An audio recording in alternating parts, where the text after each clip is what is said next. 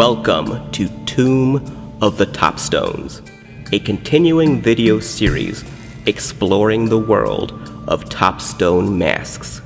This episode will focus on the Cyclops, one of the rarest masks from the classic Keith Ward era.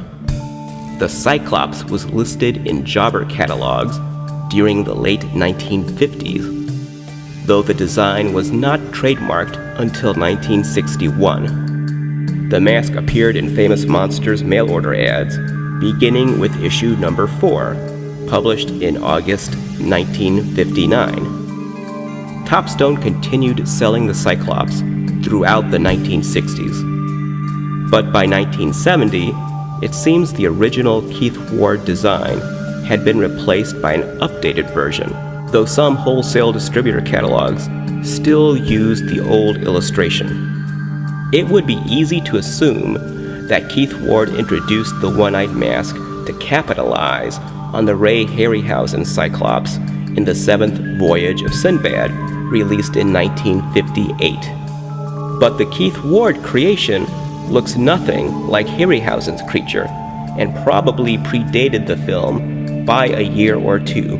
On the other hand, the Topstone Cyclops does look exactly like the monster in the 1954 film Ulysses, starring Kirk Douglas and photographed by Mario Bava. I saw this film on TV as a child, and I remember the Cyclops being much more frightening and far less charming than the Harryhausen version. Looking at stills, it's obvious to me where Keith Ward drew his inspiration.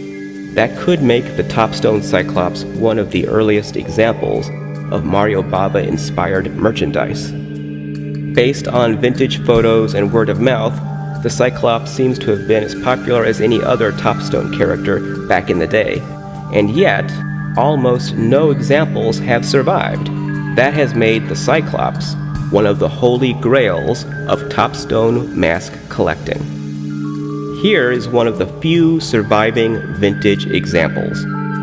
As with most Topstone masks from the 50s and 60s, the sculpt is serious and detailed, closely resembling the catalog and ad illustrations.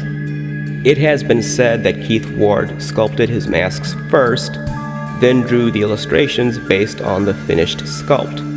The eye holes for the Cyclops are cleverly disguised in the wrinkles on either side of its eye, a trick noted in the Famous Monsters ads.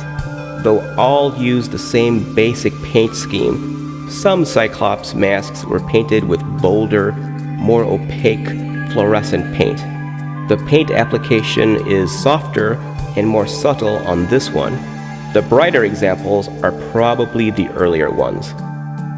Topstone made vacuform plastic versions of many of the classic Keith Ward designs. The plastic Cyclops is perhaps the best of the vacuform versions, thanks to its very view lenticular eye. As you look at the mask from different angles, the eye opens and closes.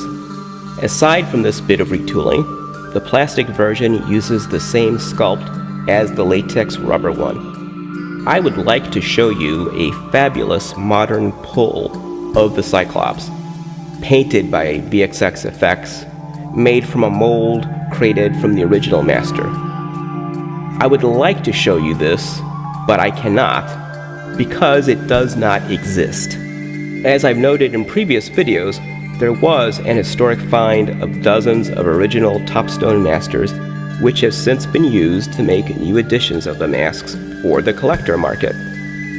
But the Cyclops master was not part of this find. As far as we know, the Cyclops master is lost to history. No new copies of the mask can be made because the master does not exist. That makes the surviving vintage examples all the more unique and important. If the vintage examples disappear, the Cyclops will be gone forever. Topstone resculpted many of the classic Keith Ward designs in the 1980s, but they did not include the Cyclops in this new redesigned lineup. That makes me wonder if the master had already disappeared before the 1980s resculpts were created. They did offer a Cyclops during the 1980s and 1990s, but it had no relation to the Keith Ward version. This late-era Topstone Cyclops featured light-up bulbs in its eye and forehead. It was part of a series of light-up masks sold in plastic clamshell cases. The light-up feature was designed to address Halloween safety concerns that came up in the 1980s.